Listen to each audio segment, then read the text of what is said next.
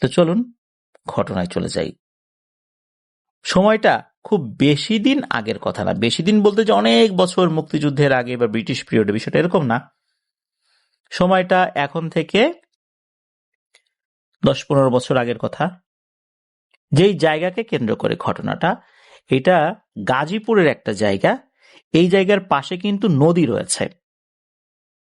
এই যে ননিপাল ভাই, ওনার বোনের বিয়ে হয়েছে ওই এলাকাতে, এই কারণে মূলত ঘটনাটি তার মাধ্যম দিয়ে ননিপাল ভাই পেয়েছেন। ওই এলাকাতে কিছু কিছু জায়গা রয়েছে, দেখা যাচ্ছে যে নদীর যে এরিয়াটা, শীতকালে কিছু কিছু জায়গায় একদমই পানি থাকে না, আবার কিছু কিছু জায়গায় সারা বছরই পানি থাকে।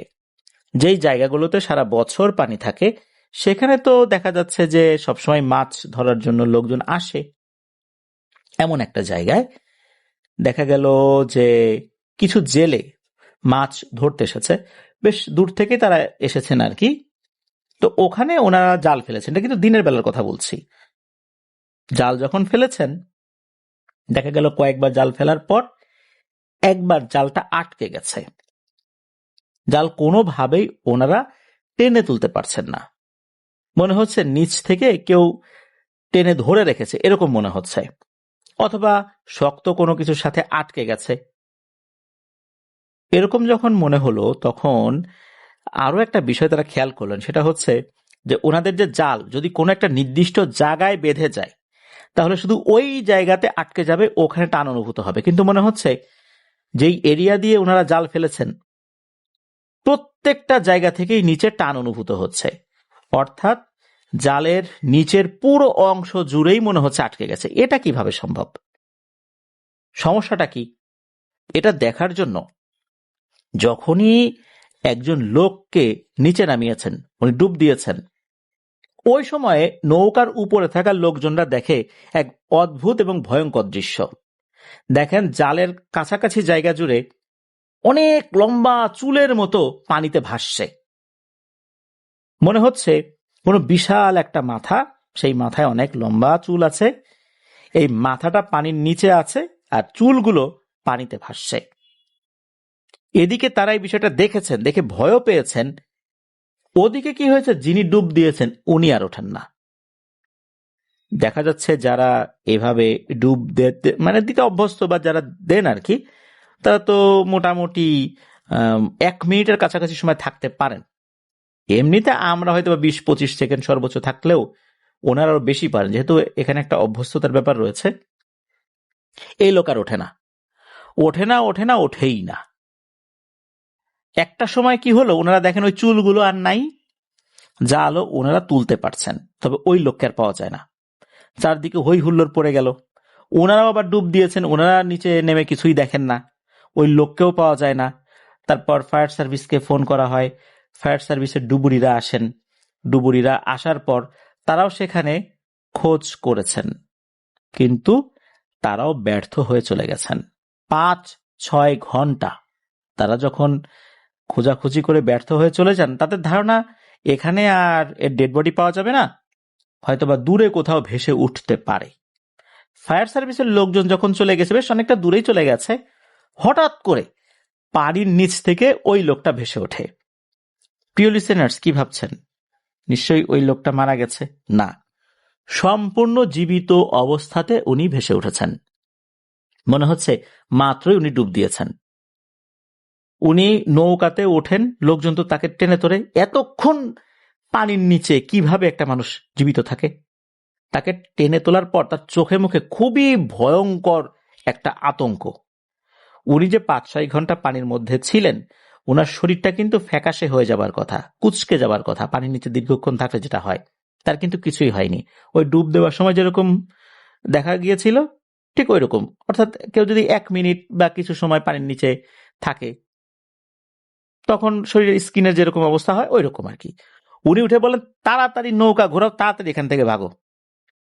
ওদিকে ফায়ার সার্ভিসের লোকজন তো আরো দূরে আছে, তাদের কাছে কোনো না কোনো ভাবে খবর চলে গেছে ওই লোক পাওয়া গেছে, ওই লোক ভেসে উঠেছে জীবিত অবস্থায়। তারা আস্তে আস্তে তারা নৌকা নিয়ে ওখান থেকে, নৌকার যেই ইঞ্জিন ফুল স্পিড দিয়ে ওখান থেকে চলে গেছে। মানে উনি এতটা আতঙ্কিত ছিলেন, উনি বলেছেন যে কোনো কথা না, এখানে কোনো কথাই হবে না, তাড়াতাড়ি এখান থেকে চলে যেতে হবে। উনি যেরকম বলছিলেন ওখানে আশেপাশে আরো কিছু লোকজন ছিল, তো লোকাল লোকজন, তারা এটা শুনেছিলেন। তারা জিজ্ঞেস করারও সুযোগ পান নাই ঘটনাটা কি হয়েছে পানির নিচে।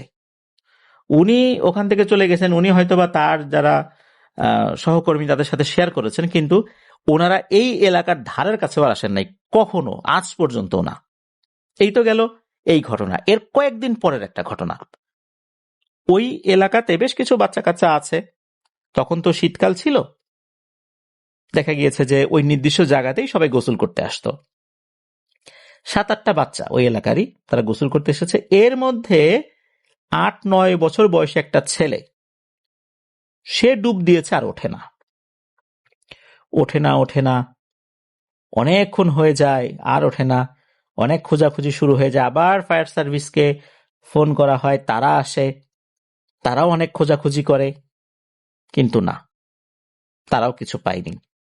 তারপর কিছু লোকাল ডুবুরি থাকে, অনেক সময় দেখা যায় বিভিন্ন জায়গায় লেখা থাকে যে কোনো কিছু হারিয়ে গেলে পানিতে এই নাম্বারে ফোন দেবেন, ডুবুরির নাম্বার আর কি। তো এরকম একজন আসে, যেহেতু তারা এক ধরনের বিশেষ বিদ্যা আয়ত্ত করেছেন, বিশেষ করে পানির নিচে যারা এইভাবে ডুব দেন, তারা কিছু কিছু জিনিস ওনারা জানেন। উনি ডুব দিয়েছেন, ডুব দেওয়ার কিছুক্ষণ পরে ভয়ার্ত চেহারা নিয়ে উঠে আসেন। উঠে উনি বলতেছেন যে নিচে এটা আমি কি দেখলাম। এখন লোকজন বলছে কি দেখছো? উনি বলেন যে এর আসলে আর পাওয়ার কোনো সম্ভাবনা নাই। তার যে পাওয়া যাওয়ার সম্ভাবনা, অন্তত জীবিত অবস্থায়, এটা শূন্য বলা চলে। উনি নাকি নিচে দেখেছেন এত বিশাল আকৃতির মাছ সাঁতার কাটছে।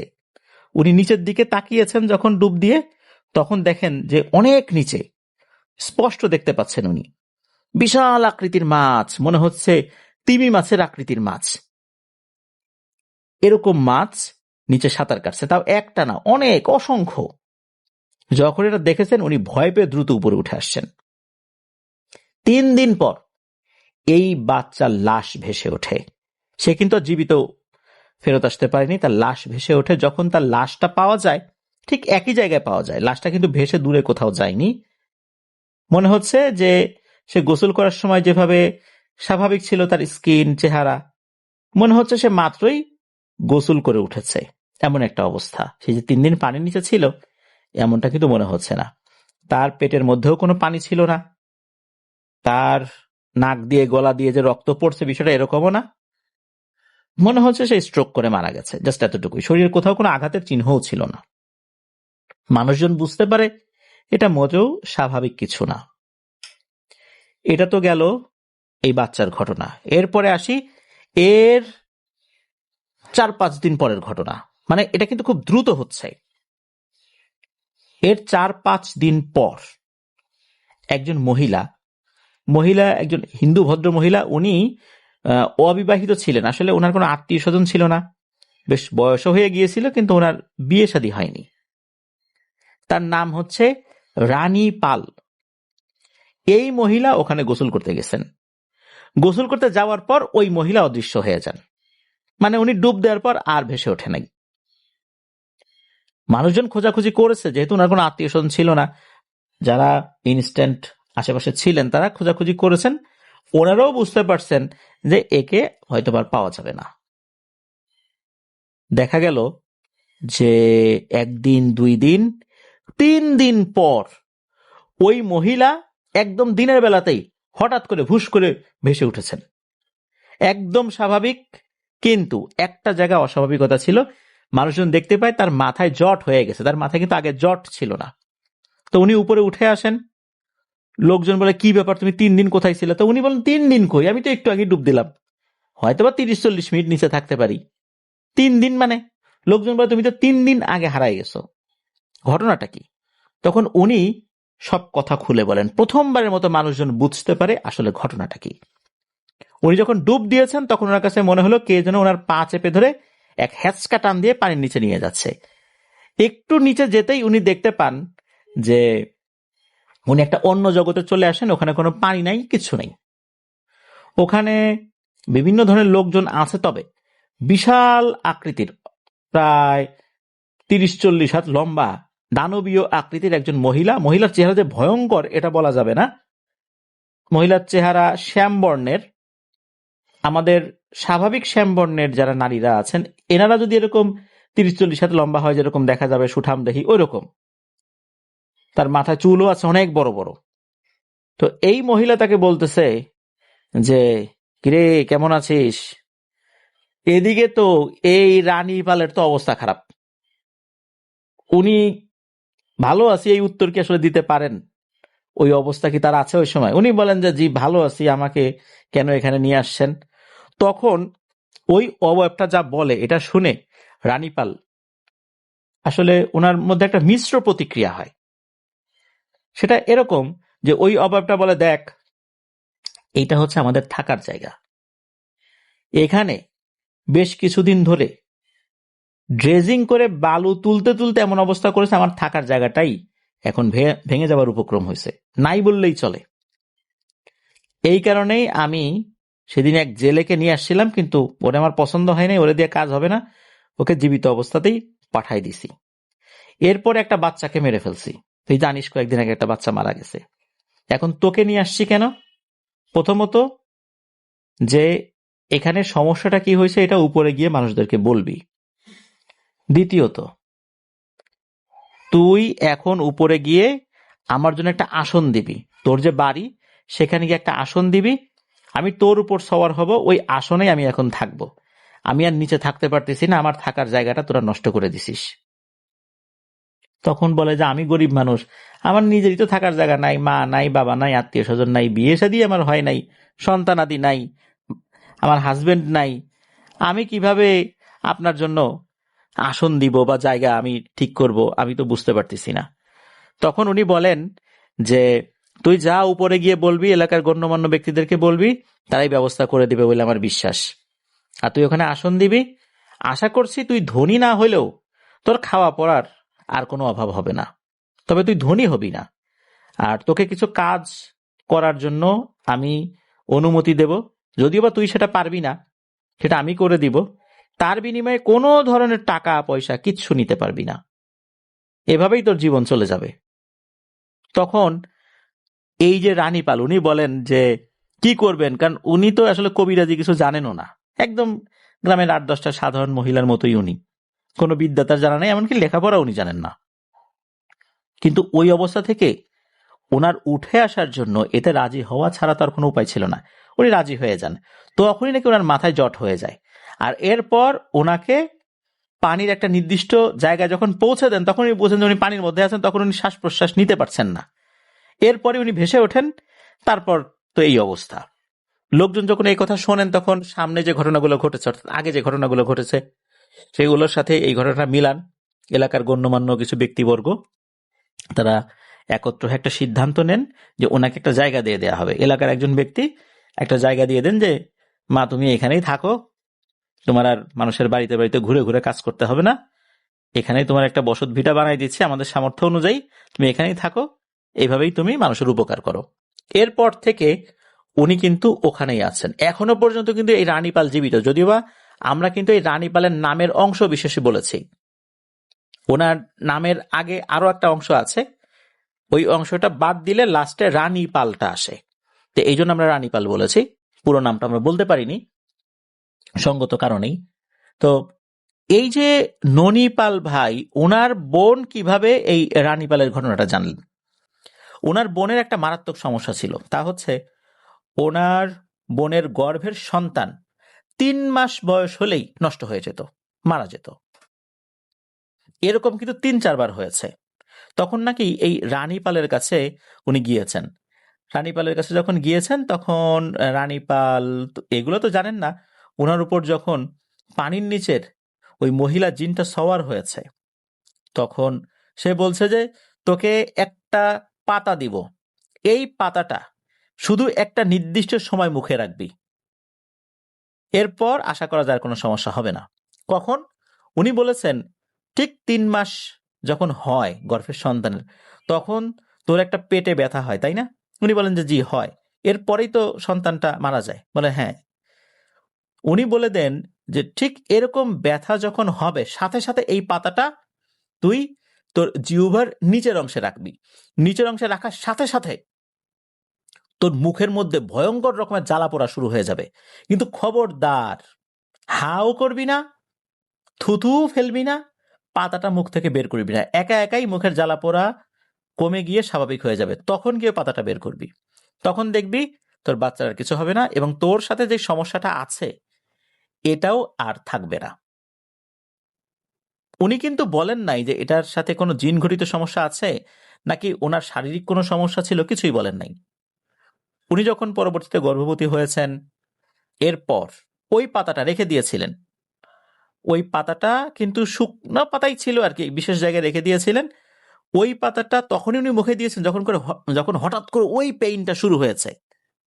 তখন মুখে দেওয়ার সাথে সাথে ওই পেইন বন্ধ হয়ে গেছে, কিন্তু মুখের মধ্যে এমন জ্বালা পোড়া শুরু হয়েছে, উনি অনেকক্ষণ বহু কষ্টে মুখ বন্ধ করে রেখেছেন। ওনার শাশুড়ি ওনার পাশে দাঁড়ানো, বলছে মা খবরদার মুখ খুলিস না, খবরদার থুতু ফেলিস না। কারণ উনি তো জানতেন, উনি তো এই রানীপালের কাছে নিয়ে গিয়েছিলেন আর কি। বহু কষ্টে প্রায় 30 মিনিটের মতো বা এরকম কাছাকাছি সময় অনেক কষ্টে মুখ আটকে ছিলেন। খুব জ্বালা পোড়া, মানে পা খিচুড়ি উঠে গেছে, পা ছটফট করতেছে, হাত পা ছটফট করতেছে, তারপর উনি মুখ খুলতেছেন না, থুতু ফেলতেছেন না।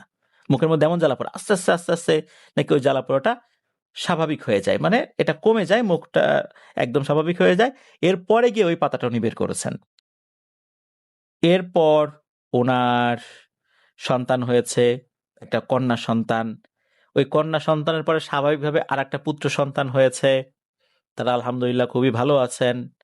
রানীপাল কিন্তু এখনো জীবিত আছেন। প্রিয় লিসেনার্স, ঘটনা কিন্তু শেষ না। এই যে পানির নিচের দানবীয় আকৃতির ওই নারী অবয়বটি যে কথা বলেছে, আসলে এই কথার সত্যতা কি, এটা জানা যায় যে ওখানে হঠাৎ করেই স্থানীয় কিছু লোক অবৈধভাবে নদী থেকে বালু উত্তোলন শুরু করে ড্রেজার মেশিন বসিয়ে। তারা যেখানে ড্রেজার মেশিনটা বসিয়েছে, ওনারা কিন্তু বর্ষাকালে বসাইছেন আর কি।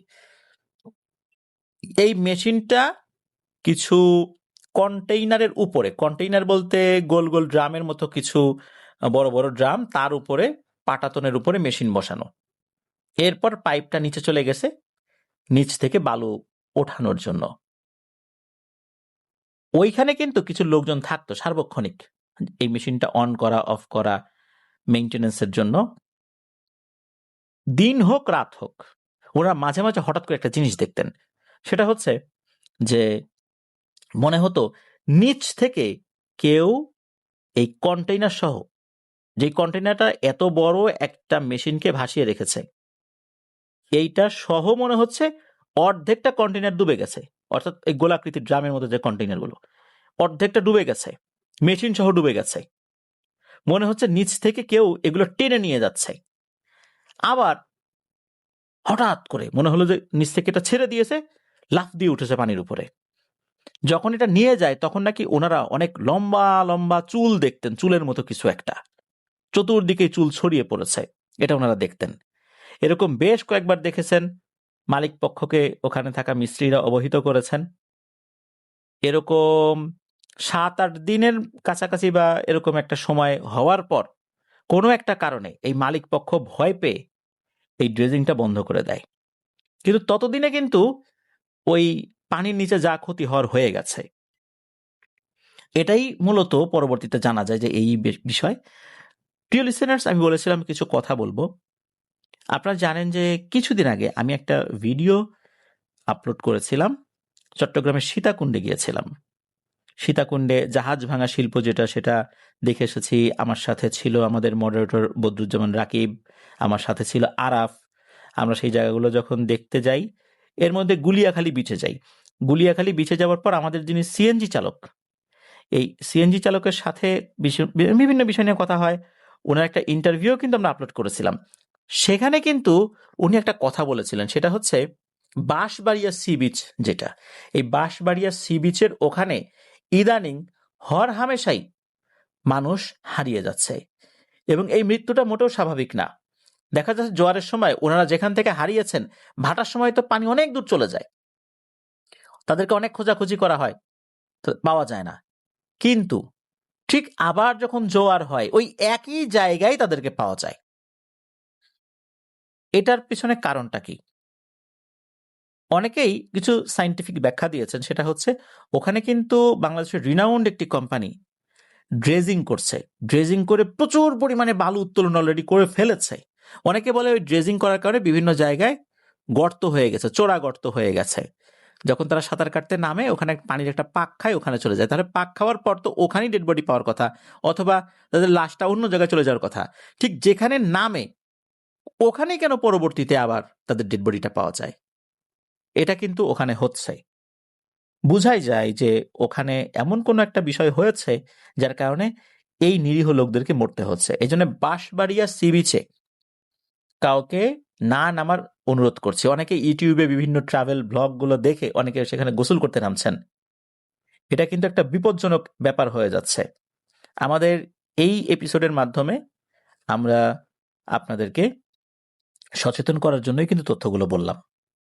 আশা করি আপনারা বাঁশবাড়িয়া সি বিচে যাবার পর সেখানে নামার আগে ভেবে চিন্তে নামবেন। এটা কিন্তু বিনীতভাবে অনুরোধ করছি। আপনারা আশেপাশের লোকদেরকেও কিন্তু জিজ্ঞেস করে দেখতে পারেন। আর আমরা যেই ভিডিওটা আমাদের পেজে আপলোড করেছি, আপনারা সেই ভিডিওটাও দেখে আসতে পারেন। আর এই ঘটনার যে সত্যতা আছে কিনা সেখানে কিন্তু ওই সিএনজি চালকের ফোন নাম্বারটা আমরা দিয়ে দিয়েছি। আপনারা ওই এলাকায় বেড়াতে গেলে তার ফোন নাম্বারে ফোন করে তার সাথে যোগাযোগ করে যেতে পারেন। উনি স্বল্প মূল্যের মধ্যেই আশেপাশে যতগুলো বিচ আছে আপনাদেরকে দেখানোর চেষ্টা করবে। আর আরো একটি বিষয়, সেটা হচ্ছে বাংলাদেশের দুইজন ব্যক্তি 5 আগস্টের দিন জনতার গণপিটুনিতে মারা গিয়েছিলেন। এই দুইজন ব্যক্তির মৃত্যু নিয়েও রহস্য আছে। আমরা জানি যে গণপিটুনিতে মারা গেছেন। আমি এবং বদরুজ্জামান রাগিব আমরা যখন চাঁদপুরে যাই, চাঁদপুরে যাওয়ার পর স্থানীয় এক ব্যক্তির সাথে কথা বলে এমন কিছু রহস্যময় তথ্য জানি যেটা আসলে অনেকেই জানে না। এনারা কিন্তু এই নদী থেকে বালু উত্তোলনের সাথে জড়িত ছিলেন। তাদের মৃত্যুটা আপাত দৃষ্টিতে স্বাভাবিক মনে হলেও এখানে অনেক রহস্য রয়ে গেছে। যারা ওই এলাকার আছেন তারা বুঝতে পারবেন। অনুগ্রহ করে কমেন্ট সেকশনে অন্তত এই দুইজনের নামটা আপনারা লিখবেন না। এরা কিন্তু বাংলাদেশের রিনাউন্ড দুইজন ব্যক্তি ছিলেন এক সময়। এই ঘটনাটা এই কারণে বলছি যে এই যে নদী থেকে বালু উত্তোলন করা, নদীর নিচে যে সমস্ত আল্লাহর সৃষ্টিগুলো রয়েছেন তাদের আবাসগুলো নষ্ট হয়ে গেলে তারা কিন্তু ক্ষিপ্ত হন। তারা সুযোগ পেলেই কিন্তু আক্রমণ করে বসে। এমনিতে কিন্তু তারা নেয় না, কিন্তু এরকম যদি তাদেরকে বিরক্ত করা হয়, তাদের আবাসস্থল নষ্ট করা হয়, তাহলে কিন্তু তারা নেয়, মানুষদেরকে নিয়ে যায়, তারা ক্ষিপ্ত হয়ে যায়। আর ওই দুজন ব্যক্তির আসলে এরকম একটা ঘটনা ঘটেছিল এই কারণেই বলে অনেকেই অনুমান করেন। তবে ওই সময়ের রাজনৈতিক বাস্তবতা এবং বিভিন্ন পারিপার্শ্বিক অবস্থায় এই চিন্তা কিন্তু আমরা যারা বিভিন্ন সময় পেপার পত্রিকায় তাদের এই অবস্থা দেখেছি তখন কিন্তু এটা মাথায় আসেনি। কিন্তু আমরা যখন ওই এলাকাতে গিয়েছি, যাবার পর ওখানকার একজন ব্যক্তির সাথে কথা বলে এমন একটা রহস্যময় জিনিস জানলাম, তা আসলে এইভাবে মানুষের সামনে উপস্থাপন করাটাও এটা বেশ আহ, বিব্রতকর পরিস্থিতিই পড়তে হবে বলে মনে করি। এই জন্য আমি কিন্তু ডিটেলসে বলছি না, তাদের নামও বলছি না।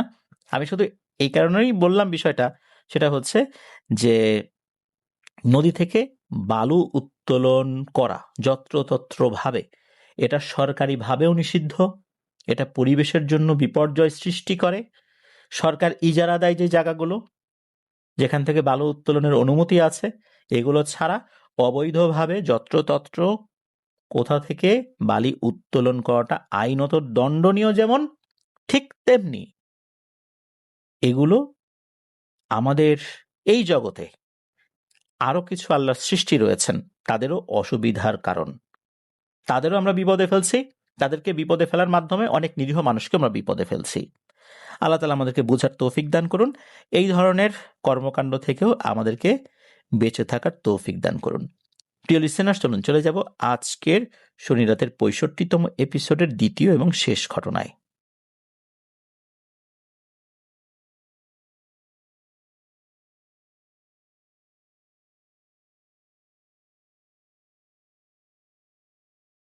আবারও স্বাগতম জানাচ্ছি প্রিয় লিসেনার্স আমাদের এবারের শনির রাতের 65তম এপিসোডের দ্বিতীয় এবং শেষ ঘটনা।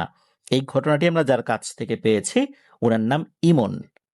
ওনার জন্ম ঢাকার মিরপুরে, এখানেই ওনাদের বাড়ি। উনি মূলত যে ঘটনাটি পাঠিয়েছেন এই ঘটনাটির শুরুর অংশে ওনার জন্ম থেকে শুরু করে নিয়ে পারিবারিক বিভিন্ন ভয়ঙ্কর বিষয়, এরপর উনি কর্মসূত্রে মালয়েশিয়াতে গিয়েছিলেন, সেখানেও ভয়ঙ্কর অভিজ্ঞতার মুখোমুখি হয়েছেন। এরপর আবার দেশে চলে আসেন, এখন উনি দেশেই রয়েছেন। তো চলুন ঘটনা শুরু করি। উনি জানিয়েছেন যে ওনাদের বংশে ছেলের সংখ্যা কম, ওনার কিন্তু বড় 3 বোন রয়েছে। ইমন ভাইয়ের জন্ম 1994 সালে। ওনার যখন জন্ম হয় ওনার মা একটা মানত করেছিলেন যে ওনাকে মাদ্রাসায় লেখাপড়া করাবেন, কারণ 3 মেয়ের পর 1 ছেলে। ওনার যদিও বা আরো একটা ছোট ভাই হয়েছে পরবর্তীতে। উনি জানিয়েছেন যে ওনার জন্মের ঠিক 5 দিন যখন, এই 5 দিনের দিন রাতের বেলা ওনার মা উনি খেয়াল করেন যে এই ইমন ভাইয়ের পেটের উপরে তারপর সাইড দিয়ে কেমন যেন আঠালো কিছু পদার্থ উঠে। যখন লাইট জ্বালিয়েছেন উনি দেখতে পেলেন চতুর্দিকে রক্ত। দেখা গেল যে ওনার জন্মের পর ওনার নাভিতে যে বাঁধনটা দেওয়া হয়েছিল এটা লুজ হয়ে গেছে, এখান থেকেই মূলত রক্তপাত হয়েছে বলে অনুমান করেছেন। তবে এটা কিন্তু লুজ হওয়ার কথা ছিল না। যাক, আল্লাহর রহমতে এটা নিয়ে খুব বেশি সমস্যা হয়নি। তবে উনি জানিয়েছেন যে ছোটবেলা থেকেই ওনার বদ নজর লাগতো খুব মারাত্মকভাবে। অনেকে থাকে না যে খুব দ্রুতই আক্রান্ত হয়ে যায় বদ নজরের কারণে, উনি তেমন। উনি জানিয়েছেন বর্তমানে ওনার হাইট 5 ফুট 11 ইঞ্চি। উনি সুদর্শন দেখতে, এটা উনি জানিয়েছেন। উনি ছবিও ইমেইলে পাঠিয়েছেন, আমি দেখেছি ছবিটা। মাশাআল্লাহ, উনি আসলেই সুদর্শন একজন মানুষ। ওনার এই কারণেই মূলত বদনজর লাগে বলে অনেকে মনে করেন, কিন্তু শুধুই কি এই কারণ নাকি অন্য কোনো কারণ রয়েছে? ওনার নানা উনি কিন্তু ঝাড়ফুঁক জানতেন। ঝাড়ফুঁক জানলেও উনি ঝাড়ফুঁক করার পর মারাত্মক কিছু সমস্যা হয়ে যেত পরিবারের অন্য সদস্যদের উপরে। নানা কিন্তু ঝাড়ফুঁক শিখেছিলেন তার আপন ফুফুর কাছ থেকে। তবে ফুফুর কাছ থেকে ঝাড়ফুঁক শিখলেও ফুফুর কাছ থেকে অনুমতি নিতে পারেননি। ফুফু ইন্তেকাল করেছিলেন। যেহেতু অনুমতির একটা ব্যাপার থাকে এই ধরনের কাজগুলোতে, যেহেতু উনি অনুমতি নিতে পারেননি, এই কারণেই হয়তোবা উনি কারো চিকিৎসা করলে, ঝাড়ফুঁক করলে পারিবারিক মারাত্মক সমস্যার মুখোমুখি উনি হতেন, ওনার পরিবারের সদস্যরাও হতো। প্রিয় লিসেনার্স, এটা তো একদম শুরুর দিকের কথা বললাম। উনি জানিয়েছেন ওনার নানা বাড়ি দাদা বাড়ি একই জায়গাতে, অর্থাৎ ওনার নানা বাড়ি দাদা বাড়ি একই উপজেলাতে, ব্রাহ্মণবাড়িয়া জেলার আখাউড়াতে। ওনার বোন, যিনি সবার বড় আর কি, ওনার থেকে 9 বছরের বড় তিনি। ওনা তো ঢাকাতে থাকতেন। ঢাকার মিরপুরে যেখানে থাকতেন ওই বাড়িটা নাকি অনেক পুরনো, ওই পাকিস্তান পিরিয়ডে এটা তৈরি করা হয়েছিল বা তারও আগে তৈরি করা হয়ে থাকতে পারে। বাড়িটা ছিল 3 তলা। এই 3 তলার এই যে বাড়িটা, এই বাড়ির যিনি মালিক ছিলেন ওনার 2 জন স্ত্রী ছিলেন। দেখা যেত যে একটা ফ্লোরে ওনারা থাকলে অন্য 2টা ফ্লোর 2 স্ত্রী থাকতেন আর কি।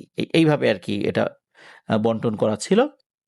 সন্ধ্যার দিকে যখন এই যে ইমন ভাই সহ ওই যে ভদ্রলোক যিনি বাড়ির মালিক, তারও তো 2টো পরিবার, যেহেতু সন্তানাদি আছে, সবাই মিলে কিন্তু ছাদে খেলতেন। সন্ধ্যার আগ দিয়ে ওই ভদ্রলোকের দ্বিতীয় স্ত্রী উনি এসে বাচ্চাদেরকে ছাদ থেকে নামিয়ে দিয়ে ছাদের যে দরজাটা এটা বন্ধ করে দিতেন।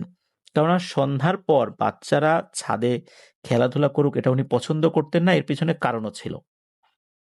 ওনারা যখন নতুন এ বাড়িতে উঠলেন তখন দেখা গেল যে ওই ভদ্রলোকের দ্বিতীয় স্ত্রী উনি এভাবে সন্ধ্যার দিকে ওনাদের বাচ্চা কাচ্চা সহ এই ইমন ভাই, ওনার বোন, সবাইকেই নামিয়ে দেন। না নামতে চাইলে একটু রাগারাগিও করেন। নামিয়ে দেবার পর দেখা গিয়েছে মাগরিবের আজান হয়ে গেছে, কিছুক্ষণ পর ছাদের উপর থেকে ধুমধাম আওয়াজ আসতো।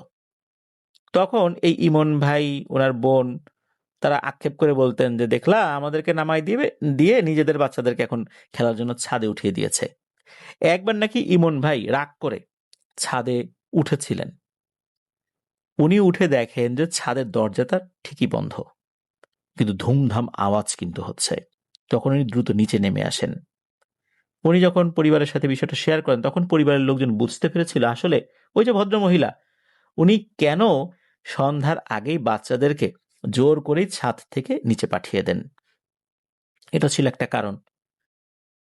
এই যে নানা নানা কিন্তু উনি বুঝতে পেরেছিলেন যে ইমন ভাইয়ের সবার বড় বোন তিনি তুলা রাশির। একবার নাকি তাকে সামনে বসিয়ে এই আপার দুই বৃদ্ধাঙ্গুলি সামনে রেখে উনি কিছু দোয়া পরে ফু দিয়ে বললেন যে দেখো তো কিছু দেখতে পাও কিনা। উনি নাকি নখের দিকে তাকিয়ে চমকে উঠেছিলেন, চিৎকার দিয়ে উঠেছিলেন। উনি দেখেন যে সাদা দাড়িওয়ালা কেমন চেহারার একজন ব্যক্তি, দুই নখেই একই চেহারার ব্যক্তিকে দেখা যাচ্ছে। যখন চিৎকার দিয়ে উনি উঠেছেন তখন নানা বলেন যে খবরদার এই মেয়েকে কখনোই যত সমস্যাই হোক না কেন, যেই যত অনুরোধ করুক না কেন, কখনো আসনে বসাতে দিবা না। কারণ তুলা রাশি হলেই যে সবাই সব কাজ পারবে, হাত চালান দিতে পারবে, বাটি চালান দিতে পারবে, তারপর জিন তাদের উপরে আসর করে ভিতরে ঢুকে কথা বলবে, এটা সত্য। কিন্তু সবাই এই কাজটা পারবে না, সবাই তার বডিতে এই লোড নিতে পারবে না। তুলা রাশি হলেই যে সবাই পারবে এমন কোনো কথা নাই। এই মেয়েটাই তার একটা জ্বলন্ত উদাহরণ। একে কোনোভাবেই কোনো আসনে বসানো যাবে না, যে যত অনুরোধ করুক না কেন। এটা কিন্তু এই ইমন ভাইয়ের মাকে খুব ভালোভাবেই নানা বলে দিয়েছিলেন। এরপর তো অনেকদিন কেটে গেছে, উনিও আস্তে আস্তে বড় হয়েছেন। যখন মোটামুটি ওনার বয়স কত, ওনার মোটামুটি 7-8 বছর বয়স এরকম একটা সময়, বা 8-9 বছর বয়স এরকম এরকম একটা সময়, তখনই তো ওই যেই বাড়িতে ভাড়া থাকতেন ওনারা তখন ওই বাড়িতেই আছেন। বাড়ির মালিকদের সাথে ওনাদের খুবই ভালো সম্পর্ক ছিল। একবার হয় কি ওই বাড়ির একটা ছেলে, ওই মালিকেরই ছেলে হঠাৎ করে মিসিং হয়ে যায়। কোথায় গেল কোথায় গেল, থানায় ডায়েরি করা হয়, পুলিশরাও খুঁজে পাচ্ছে না, তার তো এভাবে হারিয়ে যাওয়ার কথাও না। এদিকে তা হুজুর কবিরাজ দেখানো শুরু করলেন, যে তারা চিন্তা করছেন যে কোথায় গেল, নিশ্চয়ই জিনে নিয়ে গেছে। যেহেতু ওনাদের বাড়ির ছাদে একটা সমস্যা ছিল, হতে পারে এটা হওয়াটা অস্বাভাবিক কিছু না। এই চিন্তা করি মূলত তারা হুজুর কবিরাজ দেখানো শুরু করলেন, ডাকা শুরু করলেন। তো হুজুর একজন আসেন, আসার পর উনি খুঁজছেন যে তুলা রাশির লোক লাগবে। এদিকে ইমন ভাইয়ের বড় বোন যে তুলা রাশির, এটা কিন্তু ওনারা জানতেন।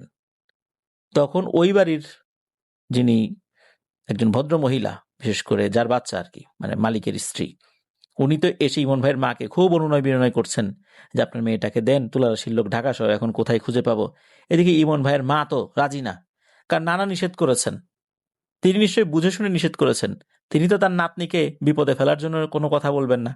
এদিকে ইমন ভাইয়ের মা তো রাজি না। তখন ওই ভদ্র মহিলা বলতেছেন যে আপা, আজ যদি আপনার একটা সন্তান মিসিং হতো তখন কি আপনি আমার সাথে এরকম আচরণ করতে পারতেন? এইভাবে ইমোশনালি তাকে একদম দুর্বল করে ফেলে, মানসিকভাবে দুর্বল করে ফেলে। শেষ পর্যন্ত ইমন ভাইয়ের মা রাজি হয়ে যান। তারপর অন্ধকার একটা ঘরের মধ্যে এই ইমন ভাইয়ের বোনকে বসানো হয়, আরো অনেক লোকই সেখানে ছিলেন। এদিকে সেই হুজুর দোয়া পরে জিন হাজিরের আমল শুরু করেছেন। জিনটা এসে সরাসরি ইমন ভাইয়ের বোনের শরীরের মধ্যে ঢুকে যাবে। হঠাৎ করে এমন এক চিৎ করে উঠছেন ইমন ভাইয়ের বোন, এক চিৎকারে অজ্ঞান হয়ে পড়ে গেছেন। তারপর লাইট জ্বালানো হয়, দেখা গেল উনি অজ্ঞান হয়ে আছেন। তাড়াতাড়ি তাকে ধরাধরি করে নিয়ে যাওয়া হয়। কাজ আর হলো না। তারপর ওনার জ্ঞান ফেরে, উনি এমন ভয়ঙ্কর একটা জিনিস দেখেছিলেন, ওইটা দেখার সাথে সাথে অজ্ঞান হয়ে গিয়েছিলেন। তখন মনে পড়ে যায় যে তার নানা তো বলেছিল যে সবাই এটা নিতে পারে না, সে এটা নিতে পারবে না কখনোই। তুলা রাশি হলো সেইটার যোগ্য নয়, তাকে কেন বসানো হলো? যাই হোক, পরিবার থেকে তো বোঝা গেল যে আসলে কারো অনুরোধে এই কাজটা করা মোটে উচিত হয়নি। এতে ওনার বড় ধরনের বিপদ আপদ হয়ে যেতে পারত। এরকম চিন্তা করতে করতেই ঘটে আর একটা ঘটনা। এক রাতে, তখন তো ইমন ভাই ছোট, দেখা গেল যে ওনার বড় বোন, মেজ বোন, ছোট বোন একটা জায়গায় ঘুমিয়ে আছেন। তো উনি আর একটা পাশে ঘুমিয়ে আছেন ওই রুমে। হঠাৎ করে মাঝ রাতে ঘুম ভেঙে যায়। ঘুম ভাঙার পর দেখা গেল ওনার বড় বোন ওনার পাশে বসে পিঠে মেরেছেন একটা চর, মানে চর দিয়েছেন, চরের কারণে ঘুম ভেঙে গেছে। ঘুম ভাঙার পর আবার মেরেছেন আর এক চর।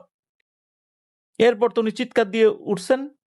কারণ হলো উনি তাকিয়ে দেখেন ওনার বড় বোনের চেহারা স্বাভাবিক না, কেমন যেন ভয়ঙ্কর দেখা যাচ্ছে। ঘরের ভিতরে ডিম লাইটের আলো যতটুকু ছিল তাতে বুঝতে পারেন উনি লাফ দিয়ে উঠে লাইট জ্বালিয়েছেন।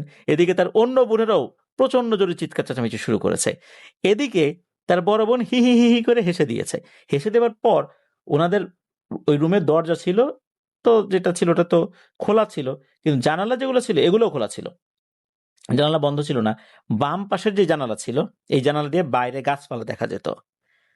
এরপরে কি করলো, ঘাটটা ঘুরিয়ে ওই যে বাম পাশের জানালার দিকে ওনার বোন তাকিয়েছে, আর সে ঘাড় ঘুরায় না।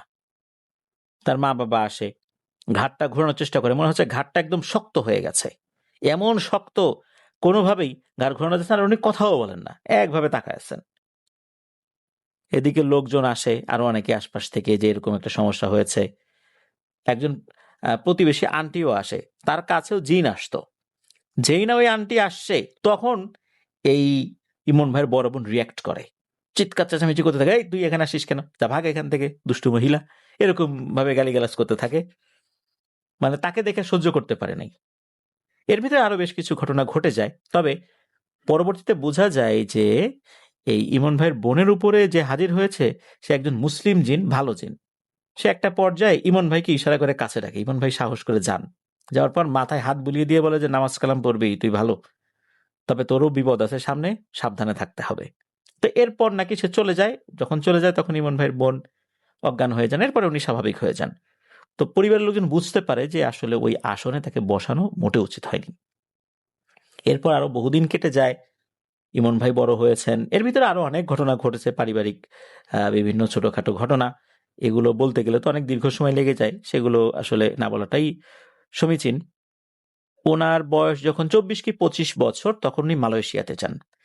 মালয়েশিয়াতে উনি যে কোম্পানিতে চাকরি নিয়ে গিয়েছিলেন, এই কোম্পানি কিন্তু বিলিয়ন বিলিয়ন ডলারের একটা কোম্পানি। এরা একটা বিশেষ কাজ করে, তা হচ্ছে বিমানের যেই পাখা, এই পাখা তৈরি করে।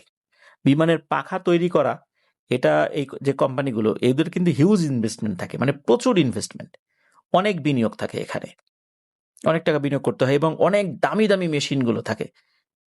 এই পাখাগুলো বোয়িং বিমানে সেট করা হয়। তাহলে বোঝাই যাচ্ছে যে কত বড় কোম্পানি হতে পারে। ইমন ভাই জানিয়েছেন যে এই কোম্পানির এক মাথা থেকে আর এক মাথা যদি পায়ে হেঁটে যাওয়া হয় তাহলে কয়েক ঘন্টা লেগে যায়, মানে এত বড়, আর এত জটিল এবং দামি দামি মেশিনারি সেখানে আছে।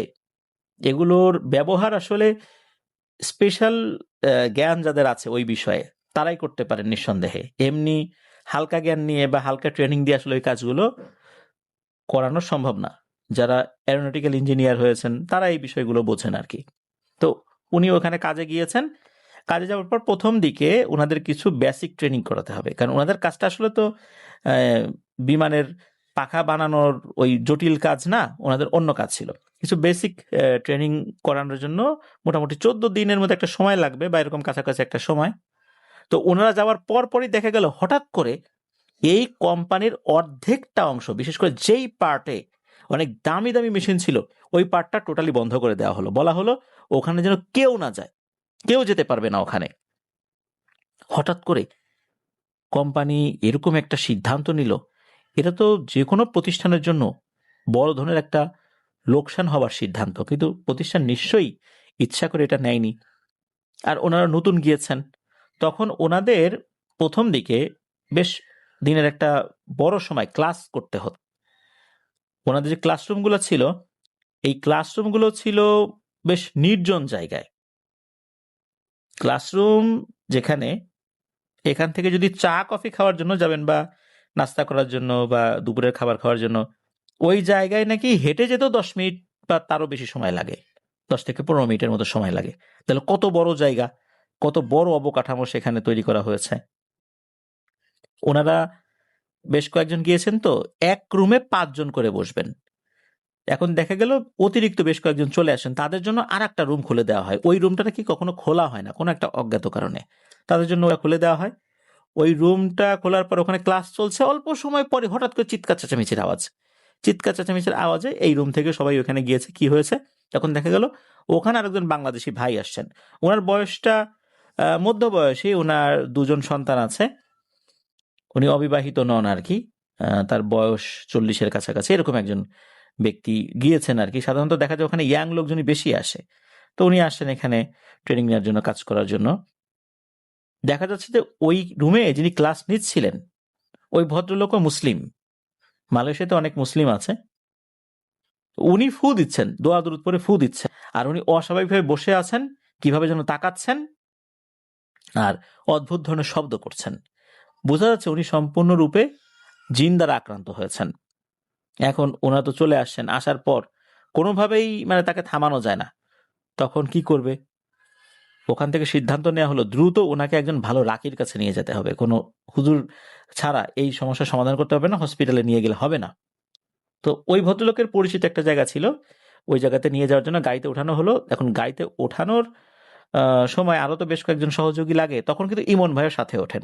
দেখা গেল পুরো গাড়িতে যতটুকু সময় ওনারা বসেছিলেন এই লোকটা মাঝে মাঝে মুচকি মুচকি হাসে শুধু ইমন ভাইয়ের দিকে তাকিয়ে, কিন্তু কথা কথা বলে না। কিন্তু এরপর একজন ব্যক্তির কাছে নিয়ে যাওয়া হয়।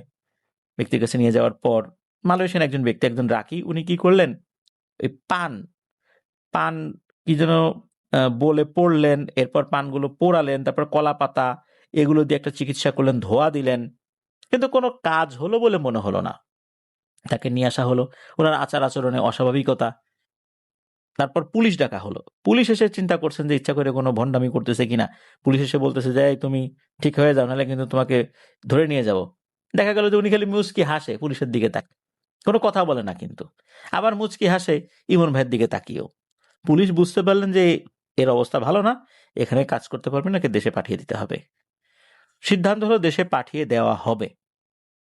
তারপরও একটা মানুষ এত টাকা পয়সা খরচ করে আসছে, কোম্পানিও তাকে রিক্রুট করেছে, অর্থাৎ চাকরি দিয়েছে, কোম্পানিও তো একটা খরচ হয়েছে, দেখি লোকটা স্বাভাবিক হয় কিনা কোনোভাবে। তো ইমন ভাই জানিয়েছেন ওনাদের ছোট ছোট কটেজে রাখা হতো, কটেজে কয়েকজন লোক থাকতো, এরকম আলাদা আলাদা কটেজ ছিল।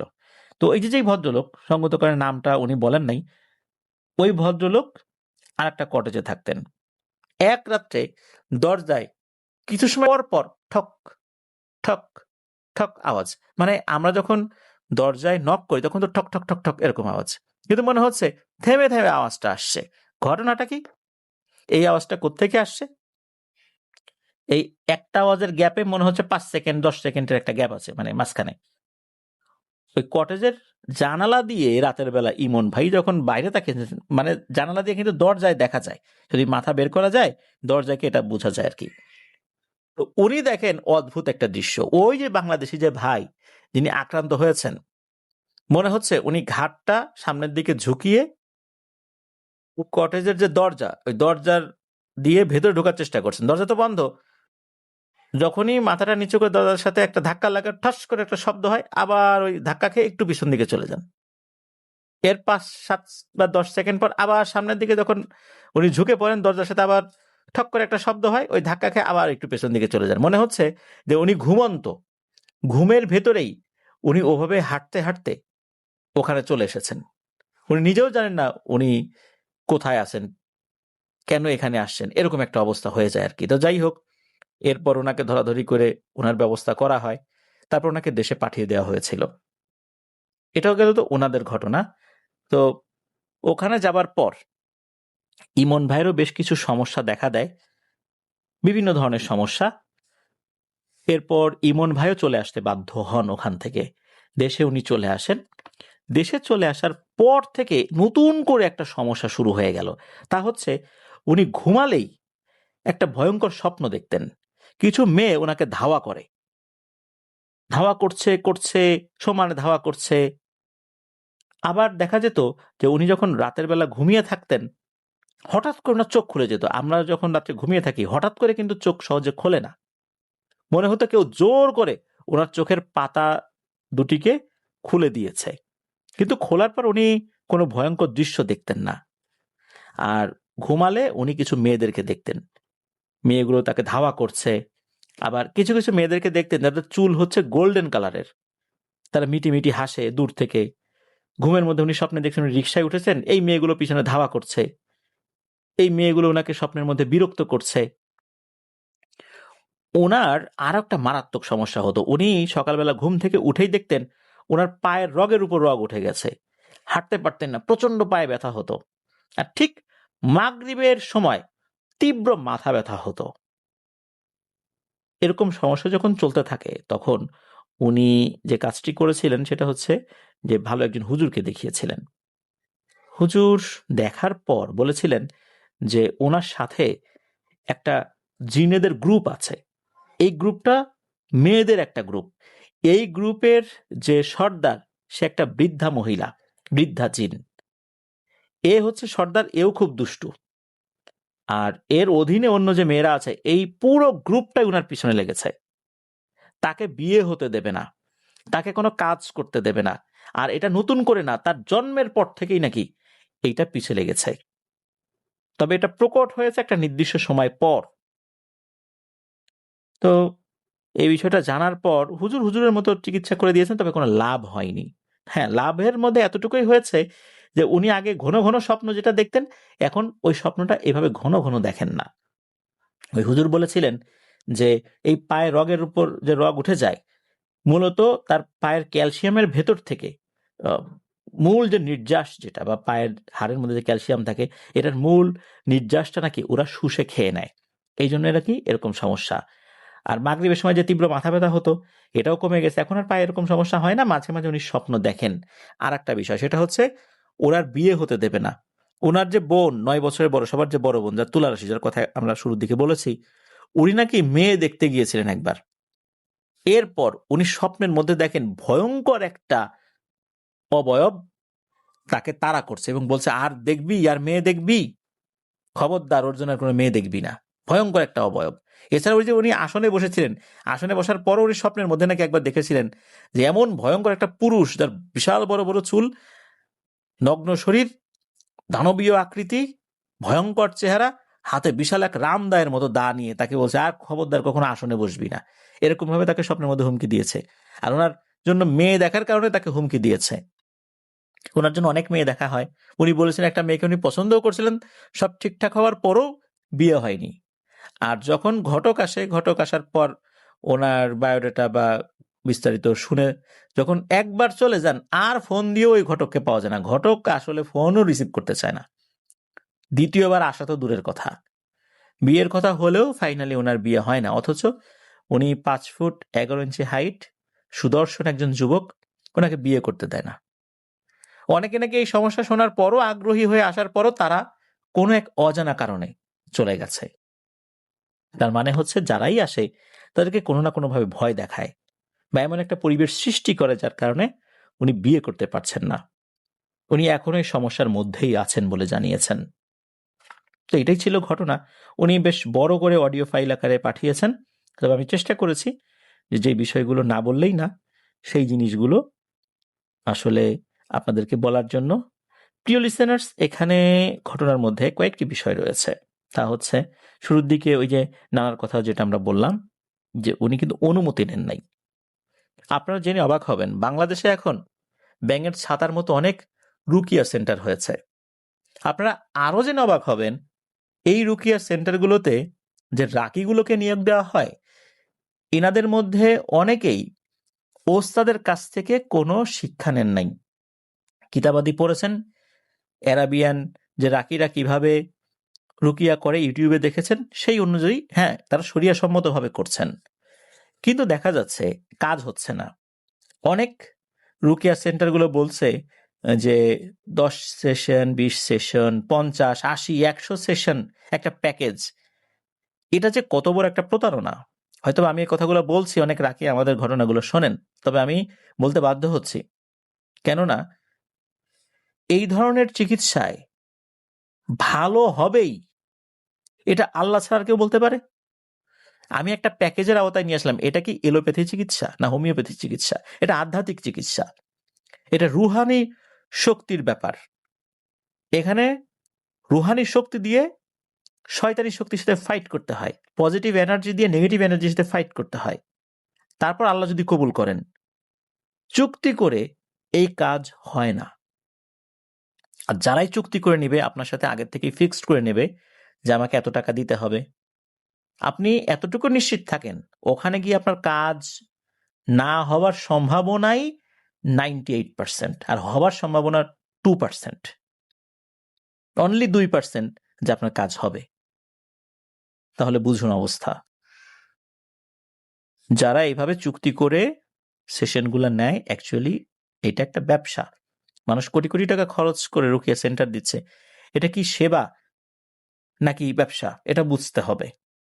সত্যিকার অর্থে যারা মানুষের উপকারের জন্য কাজ করেন, এদেরকে খুঁজেই পাওয়া মুশকিল হয়, অনেক দুরূহ ব্যাপার হয় খুঁজে পাওয়া। আর তারা কাজ করে এভাবে চেয়ে টাকা নেন না, মানুষ খুশি হয়ে যেটা দেয় সেটাই। যখনই দেখবেন যে কাজ করার আগেই টাকার চুক্তি হচ্ছে, তাহলে বুঝে নিবেন যে এই টাকাটা আপনার জলে যাবে, লাভ হবে না। অনেকেই বলছেন বিভিন্ন জায়গায় গিয়েছি, কাজ হয় না হয় না।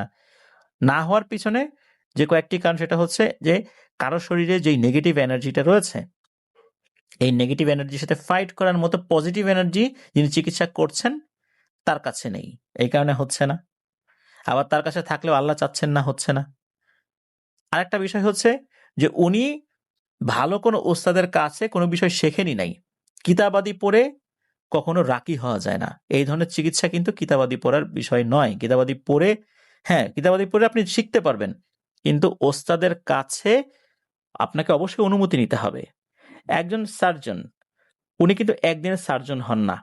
এমবিবিএস পাশ করার পর ভালো একজন সার্জনের অধীনে থেকে কিভাবে ছুরি চালাতে হয়, ছুরি দিয়ে তো মানুষ মেরেও ফেলা যায়, আবার মানুষকে বাঁচানোও যায়, এই বাঁচানোর কাজটা কিভাবে করতে হবে, এভাবে দীর্ঘদিন তার সাথে থেকে থেকে অনেকগুলো অপারেশন দেখে দেখে আস্তে আস্তে শিখতে হয়।